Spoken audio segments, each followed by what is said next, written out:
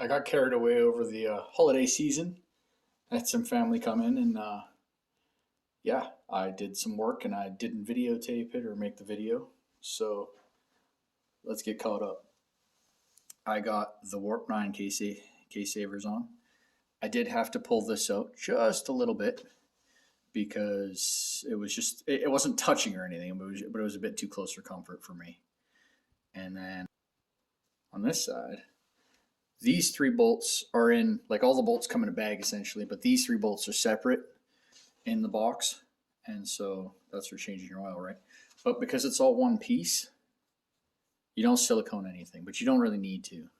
You look at just how you see in a shadow here, but that is fit, like so fit. It's touching, so there's not much going to get past there ever, right? I mean, every once in a while you could just take it all completely off and then wipe it down, but I don't think much more than dust is getting past this thing. It's pretty awesome. Another thing I did was I put on wire here, down here, because I got a battery charger for just maintenance, right?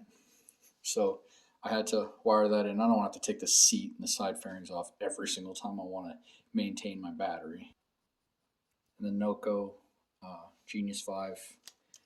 It's a pretty awesome little charger, 80 bucks Canadian. That's what I paid. I don't know what everybody else is going to pay. I kind of have a good place. I work at a place that sells them, so I got a good deal on it. It does lithium AGM, 12 volt, 6 volt.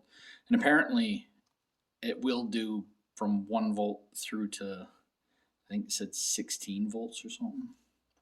That's pretty badass. So I'm going to mount it on the wall, and then I could just plug in the bike whenever I park it for any amount of time. And my bar risers came in. So they're supposed to be, they're an inch taller than factory, and they're also just spaced a little bit forward, which I think is really nice. They look pretty badass. And they're very rigid because there was a minor shipping error. Warp9 did a fantastic job. Their customer service is top notch. They accidentally shipped me the spacers that make it rigid rather than rubber mounted. And they're like, well, I'll just keep those. And then they sent me at no cost to myself, no extra cost, I should say, the handlebar risers that I'd ordered originally. And they look awesome. And I figured, you know what? I wasn't really planning on making my handlebars more rigid, but, you know, why not, right? Got the parts, might as well use them. I'm not going to throw them out. And they're really top quality, nice. They're billet aluminum, very nice. So that's where we are right now. My next task, I'm going to get rid of this. I got to make a blocking plate for it, which I do have some aluminum stock. And I also bought some gasket maker. So that's what I'm going to do. So the next task is going to be, I'm going to take off the tank and I'm going to rip all of the pairing valve out. So let's get to it. It's really not a lot holding this thing in. You got one hose here. You got one hose here. Right there. So once you undo the zap strap that holds that in, you undo this hose here. I already removed this. When you do the tank, you have to. And just take your 8 mil, and that's where that belongs. All right, with the pair valve off, I went and I took this hose off the front of the motor. It's held on with two 5mm Allen keys. Now this isn't going to be a super in-depth how-to, but see how that's nice and flat on the bottom? So I vice gripped it down. I etched around the holes and all the way around with this. And then before I released the vice grips, I sharpied it so you could see it. So I'm going to drill the holes, and I'm going to cut and grind to the shape all the way around, except for just at this end here. I'm going to leave a little bit attached there that I'll cut off last, and then I'll use my belt sander and I'll round the whole plate off so that this plate should, when I'm done, look quite similar to the shape of this, just with no hole in the center. So let's get that done. There you go. It's not the most perfect thing ever, but it's flat. It will work to plug the hole. I bought oil rated gasket. This is what's funny to me.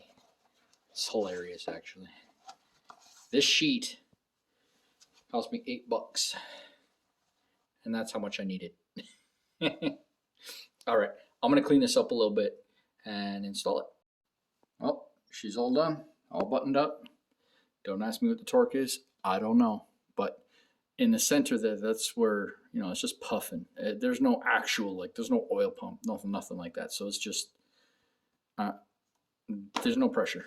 So it's snugged up nice with blue Loctite, and it should be good. I really doubt it'll ever leak. But make sure when you buy gasket, if you choose to try this, buy gasket that is oil rated, because there's fuel rated and a few other different types. You don't want those. You don't want water rated, right? Coolant rated. You want oil rated, because that's what this is stopping, is oil. That's what the breather is for. It's for gases, but it's not for gas. It's for oil that's hot and being mixed around. All right. So let's put this bike back together. Here's one little tip while I'm putting it back together. I use dielectric grease in every single connector. So if you put dielectric grease in the female end and then a little bit on the male end, and then squish it together, wipe off the excess. I do that to every single electrical connection. Now, it doesn't matter if you're working on the electrical connection. If it's easy to get to, just pull it apart and do it. Do them one at a time. Don't mix up no wires. But by doing that, you'll never have electrical issues, right? I did it to everything, even this.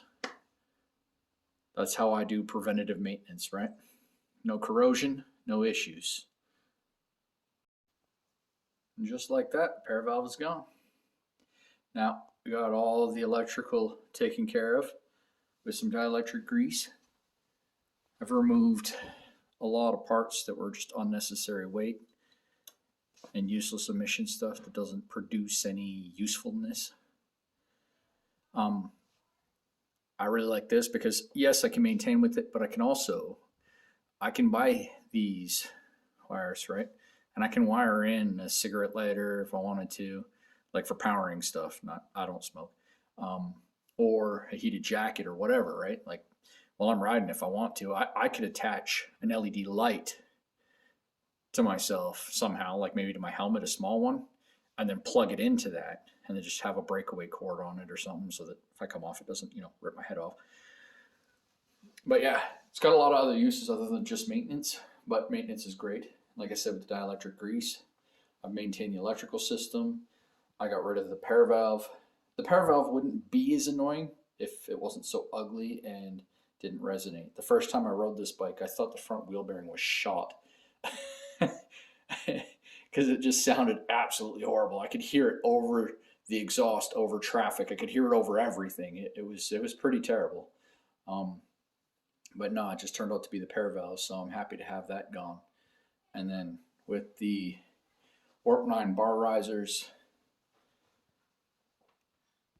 and the Warp9 side cases, the pair valve gone, and electrical, like everything, this bike is just coming together so nice. Toot my own horn a little bit here, but I love the way it's turning out. I got to get some frame protectors, get the side bars before spring, the frame protectors, and I'm going to do the front suspension before spring as well. So you smash a subscribe button and you will see it as it comes. And the rear suspension, maybe in the summer of 2023 or the fall of 2023, but I am going to do the rear suspension also. All right, till next time, cheers.